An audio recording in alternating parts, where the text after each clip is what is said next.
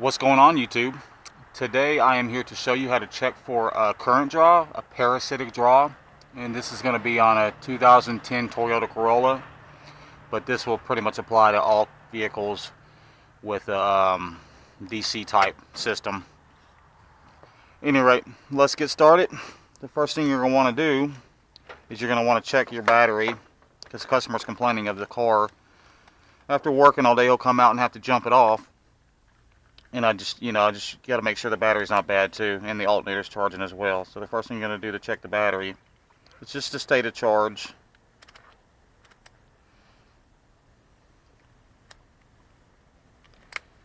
You're going to go to volts DC. Okay, we're at 12.3, which is pretty close to being charged. And the battery's not that old. He said he just put it in a few months ago. Second thing you want to do is start the car up. Make sure your alternator's charging. Now, when I got in this car earlier, I noticed that there was no battery light on, and normally if your alternator's not charging, the battery light will be on. But just for the video purposes of showing y'all, I'm going to show you 13.9. Now, it shows a negative, but you just switch the leads. Doesn't matter. So we know the alternator's putting out too, and it started right up strong. No lagging. Take the key out. You always have to take the key out when you do a draw test. And I've already checked the battery with a load tester. I did that earlier. That's the right way to check a battery, is with a load tester. Just because it shows 12 volts doesn't mean the battery's good. It could have a bad cell inside as well. That's why you use a load tester, to simulate a load condition to see if the battery recovers, and it did. The next thing we're going to do is we're going to show you how to do the draw test to see if something's staying alive. Normally your circuits, your modules will stay alive for a few minutes. Sometimes some cars like Mercedes with more complex computer systems, they might stay alive for up to an hour before the system goes to sleep. But these Toyotas, they usually go to sleep within a couple minutes. The first thing you're going to do is disconnect your negative battery terminal. Always the negative, don't do the positive. You can do the positive, but if you ground something out, because when you're hooking this up, you're running the circuit in series, meaning this current's going to flow.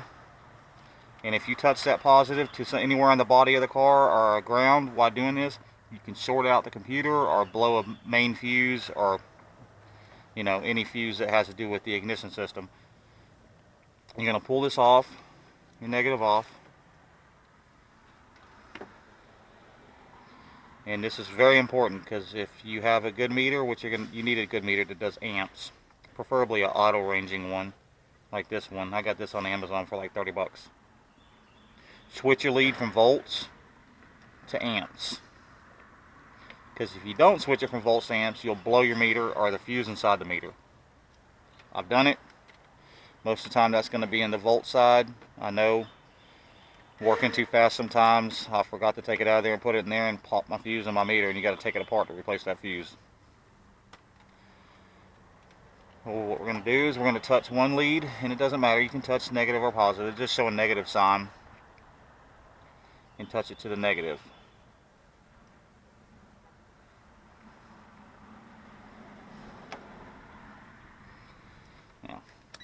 Got to switch to amps, of course. Amps. Usually I go in the lower range, milliamps first.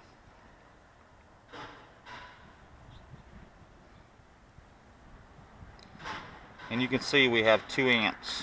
That's a lot. It should go to sleep. Sometimes you'll have a high amp reading until the circuits go to sleep. It already dropped down 1 amp. So I know something went to sleep. Now each time you disconnect this, it kind of resets the system.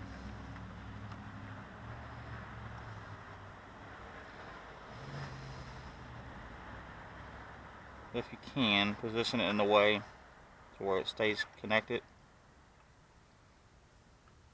Like that. Notice how I went back to 2 amps because I woke the circuits back up when I disconnected it. but it's starting to go to sleep.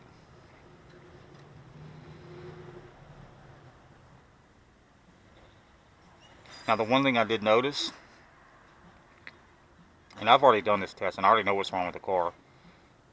When I first went outside to pull it in the shop,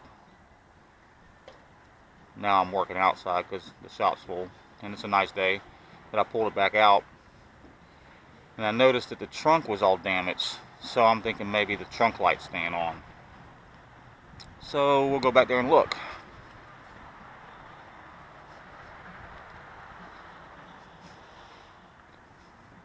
The trunk doesn't even close, he's been taping it.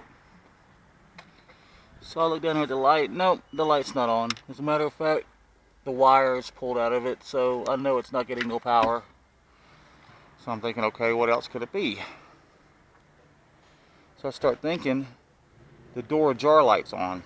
It makes sense because it's not closing, because it's damaged back here, it's bent.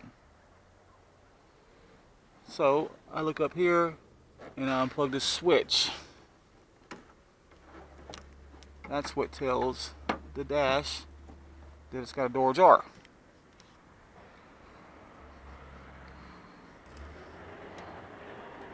Now the light's not on right now.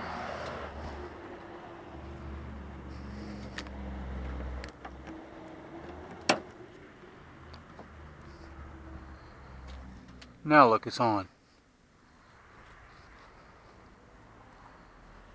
So let's unplug that. It's off.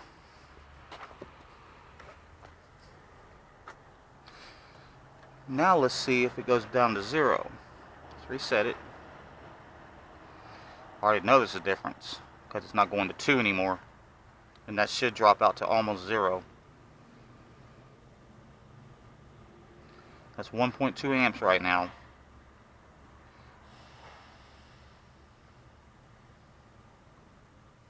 You're going to have a very small draw at all times. I'm talking like 0.6. But 1 amp is enough to kill that battery in a couple hours. Let's just wait it out.